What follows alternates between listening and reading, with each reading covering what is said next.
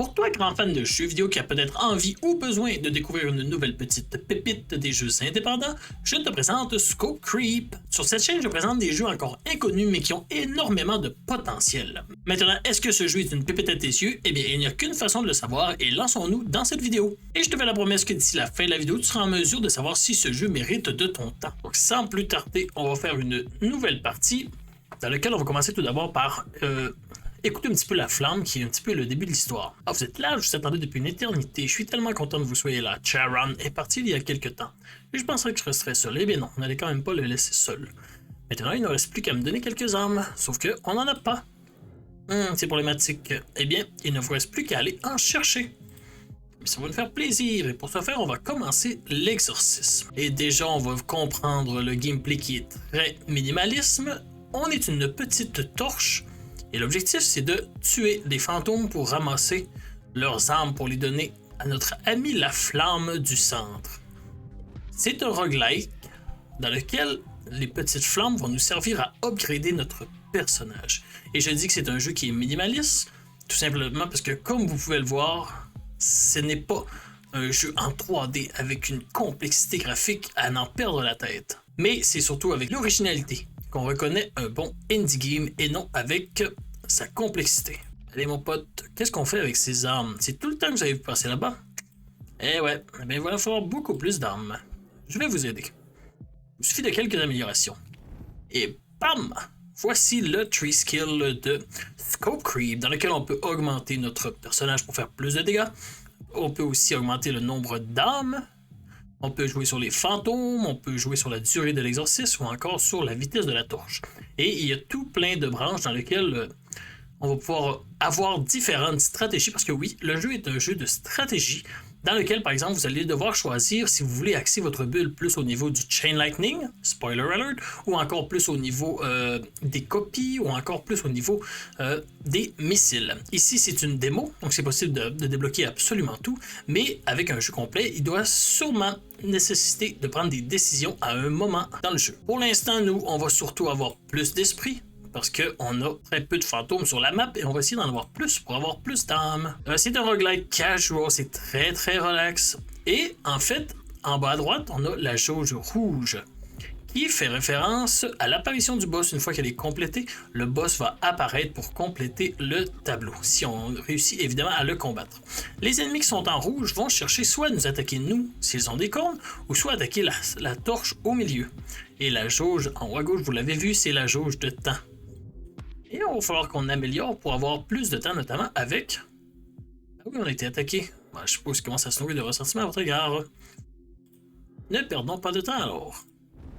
Avec notamment, en augmentant la durée de l'exorcisme. Tiens, il nous reste un petit peu de tout, on va augmenter la vitesse de la torche. C'est parti. J'ai mentionné que c'était un roguelike, j'ai mentionné que c'était minimaliste, j'ai mentionné que c'était casual, mais c'est aussi un jeu, comme le dit Steam, incrémental à clic. On va le dire en anglais, c'est en fait un clicker. Si vous avez la ref de cookie clicker, dans lequel on devait cliquer sans cesse pour augmenter notre, disons, usine à cookies, et bien dans ce cas-ci, je ne sais pas si vous avez entendu, à aucun moment je n'ai cliqué, bien que ce soit un clicker. En fait, c'est parce que l'originalité du jeu vient du fait que le clic se fait au rythme de la musique. Peut-être que vous ne l'aviez pas remarqué, mais on attaque à tous les coups de bass drum. Et tout va reposer sur ça. Quand tu lances des missiles, tu vas lancer par exemple un missile à tous les 4 coups, alors que si tu l'améliores, tu vas pouvoir lancer des missiles à tous les coups. Même chose pour le Chain Lightning, ça fonctionne avec la bass qu'on entend de la musique. Qu'est-ce qu'on pourrait s'acheter? Plus d'ennemis effrayants. Il nous reste encore des sous, ça c'est un petit peu nul. Augmente la durée de l'exorcisme. Allons-y comme ça. C'est un jeu en lien avec la musique. Mais je ne sais pas si vous avez pris le temps d'écouter la musique, sûrement pas puisque je ferme pas ma gueule. Mais si on prend le temps de l'écouter, une musique d'ambiance. Et ça ajoute encore plus au côté casual, au côté relaxant du jeu. On commence à avoir de plus en plus de fantômes et vous allez voir que rapidement, nos petites runs à 9 d'armes vont devenir des grandes runs où on va pouvoir en dropper jusqu'à 1000. Donc vous l'avez vu, quand les ennemis rouges touchent moi ou la flamme, eh bien ça diminue le cooldown. Donc il ne faut pas qu'ils se rendent au centre, ça nous fait perdre du temps. Allons-y avec ce passif pour avoir plus d'âme et ce passif pour avoir plus de force. Let's do this! Donc l'originalité vient beaucoup du fait que c'est un jeu qui joue avec la musique. On a mentionné Cookie Clicker, mais le jeu me fait penser aussi un petit peu à... Ah, sapristi, son nom m'échappe. Non, ce n'est pas grave. Une chose que je ne savais pas au début, c'est qu'en fait, on se déplace en guidant notre ami la torche, mais c'est possible de reculer. Et bien, quand on le sait pas, eh bien, on fonce dans les ennemis rouges. Et tu apprends rapidement la mécanique. Mais reste que, quand tu ne le sais pas, t'as de l'air imbécile. Le boss est arrivé, mais on n'a pas eu assez de temps pour le combattre. C'est normal, ça veut tout simplement dire qu'on n'était pas encore prêt. Continuons de récolter des armes et upgrader notre lampe torche. Vous avez exorcisé tant d'esprit? Ouais, célébrons cela. Allons dans le mausolée pour avoir une récompense particulière d'avoir complété.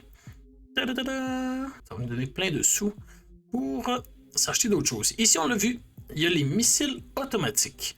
Mais pour être honnête, si on avait le choix, je préférais aller vers le Chain Lightning. Chain Lightning qui se trouve soit ici, soit là. Je sais qu'il est dans ce coin-là, mais je sais plus où. Ici? Ouais! Il va falloir qu'on développe les nouvelles ressources qui est de la rancune, je crois. Et on l'obtient en battant les boss. Donc on n'est pas encore rendu là. Et on se lance. Ah, c'est Vampire Survivor! Pour ceux qui ont la rêve, tout le monde a la rêve de Vampire Survivor. Du moins, si vous connaissez un petit peu les indie games, c'est un jeu classique. C'est en fait, on se promène sur la map, on combat des ennemis, il existe toutes sortes de différents types d'adversaires. Et on récolte les ressources qui nous drop. La différence, par contre, c'est dans Vampire Survivor, c'est dans le tableau que tu augmentes ton personnage, alors que nous, ici, c'est dans le tree skill après avoir combattu le tableau. Mais c'est quand même Vampire Survivor qui me fait un petit peu penser à Scope Creep, le jeu. Peut-être même que le développeur a été inspiré. Parlant du développeur, le développeur est québécois et à moins que je me trompe, il est absolument seul sur le jeu. Je crois qu'il y a seulement un ami qui l'a aidé pour la musique. Vous avez réussi, on a eu une rancune. Et sans hésiter, on va aller vers le Chain Lightning. Le sanctuaire qui nous permet, quand on bat un boss, on va progresser dans l'histoire du jeu. Et nous, on y va pour Chain Lightning. Mes premières impressions sur le jeu, pour une démo, on a quand même jusqu'à 45 minutes de gameplay. Et étant donné que le gameplay est facile à comprendre, elle est parfaitement adaptée et ça me donne le goût de suivre le jeu. Reste à voir maintenant ce que le développeur va vouloir en faire de son jeu. Et pour la suite, moi je m'occupe de vous tenir au courant si jamais il y a du développement. Évidemment, il faut s'abonner.